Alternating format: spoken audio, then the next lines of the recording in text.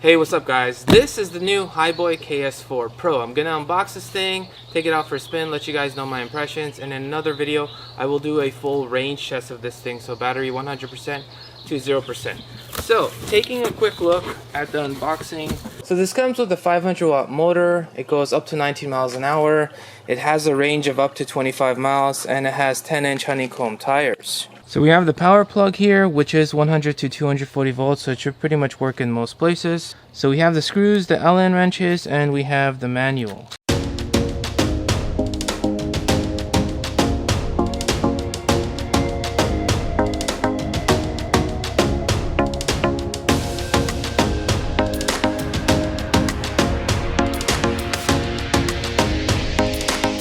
So looking at the controls, hold its power on, goes on, you hit it once, light goes on, you see the little sign right there, hit it again, it goes off.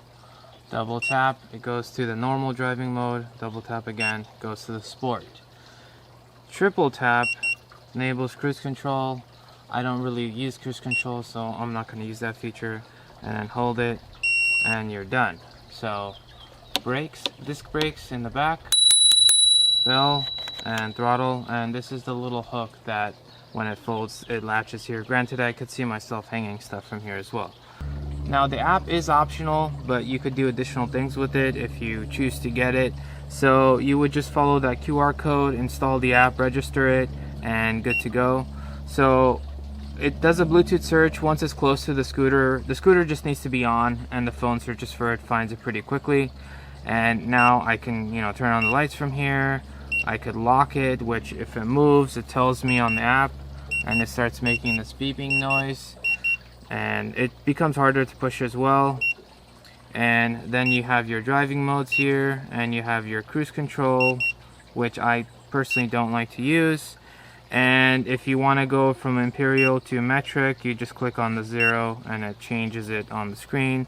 If you go to user and you go to device settings, you can control more things from here. So depending on the mode you want. So if you want drive mode to be limited to, I don't know, 6 miles an hour, you could do that. I just pretty much put everything on the max. And then the sport mode, I put it to 19, which actually that one was on 19. So 0 start if you want the scooter to go without a kickstart. The miles, you can modify the device name. So you get a few different options, additional options here if you choose to use the app. To fold the scooter, you just push this up, pull this down, and there's a little latch here, so you need to push this up, and it's gonna clip into that little hook, and then you're able to lift it up. So this is the center of gravity. It's 39 pounds or so, and reverse the directions, and boom. One thing I did notice is this part flaps up, and there seems to be a place for a seat post. At least I'm assuming that's what it's for. This thing goes all the way down, and there are 2 screws on this side which are holding the wheels as well, but it's probably going to work together with it to hold the seat post. I'm not exactly sure how it would attach, but that's my assumption.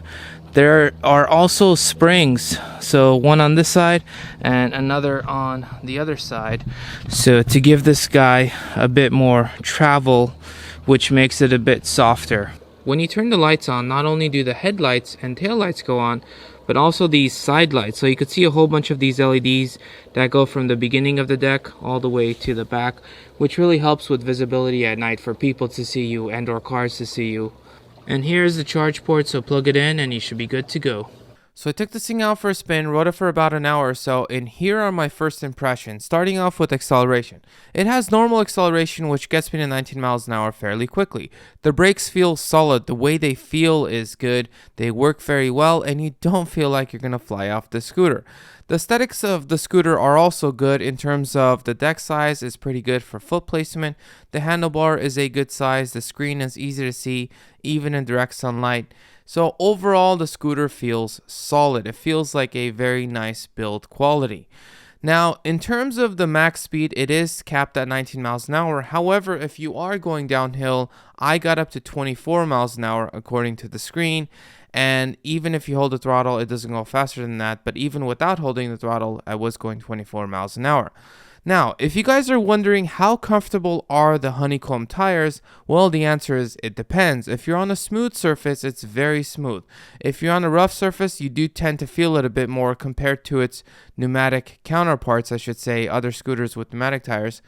And that's really a trade-off because you're essentially never going to get it flat because of the tires, whereas, again, you are going to feel it a bit more on rougher terrain. Now, as far as the hills, it does get me up the hills.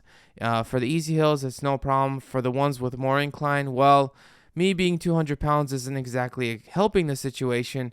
However, it does get me up there with slower speeds. So in conclusion, I think it's a great overall scooter considering its price. Let me know what you guys think in the comment sections below. As always, smash that subscribe button, and I'll catch you guys in the next one.